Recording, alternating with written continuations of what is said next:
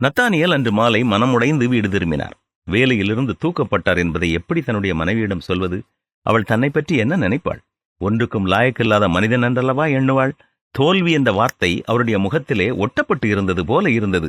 என்ன, இன்னைக்கு உங்கள் முகம் சரியாக இல்லையே, என்ன நடந்தது என்று கேட்டாள் மனைவி. தயங்கி தயங்கி தான் வேலையிலிருந்து நீக்கப்பட்டதாக கூறினார். அவருடைய வார்த்தையை கேட்டதும் அவருடைய மனைவி சந்தோஷமாக சிரித்தாள். ஒருவேளை இவளுக்கு பைத்தியம் பிடித்து விட்டதா என அவர் எண்ணினார். அவளை தொடர்ந்து, நீங்கள் இப்பொழுது எந்த கவலையுமின்றி புத்தகம் எழுதலாம் என்றாள். வீட்டு செலவிற்கு என்ன செய்வதென்று அவர் கவலைப்பட்டார். நீங்கள் ஒன்றிற்கும் கவலைப்பட வேண்டாம். நீங்கள் எனக்கு வீட்டு செலவிற்கென்று கொடுத்திருந்த பணத்தில் சிறிது சிறிதாக சேமித்து வைத்திருந்த பணம் இதோ இருக்கிறது. அது சுமார் 1 வருட செலவிற்கு நமக்கு போதும் என்று அவருடைய மனைவி கூறி பணத்தை அவருடைய கையிலே கொடுத்தாள். நீங்கள் பெரிய அறிவாளி என்று எனக்கு தெரியும்.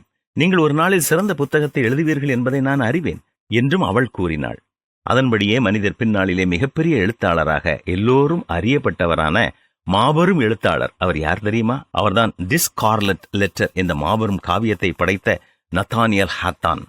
உங்கள் வாழ்க்கையில் உங்களுக்கு தூண்டுகோலாய் விளங்குபவர் உங்கள் திருமண பங்காளரே. உங்கள் கணவரோ அல்லது உங்கள் மனைவியோ மனம் தளர்ந்து இருக்கும்போது அவர்களை உற்சாகப்படுத்துங்கள். அது பெரிய பெரிய வெற்றியை கொண்டு வரும். மிகுந்த மனத்தாழ்மையும் சாந்தமும் நீடிய பொறுமையும் உடையவர்களாய் அன்பினால் ஒருவரை ஒருவர் தாங்கி என்று வேத வசனத்திலும் நாம் வாசிக்கிறோம் அல்லவா? நாமும் நமக்கு அருகிலே இருப்பவர்களை உற்சாகப்படுத்த, ஊக்கப்படுத்த செயல்படுவோமா?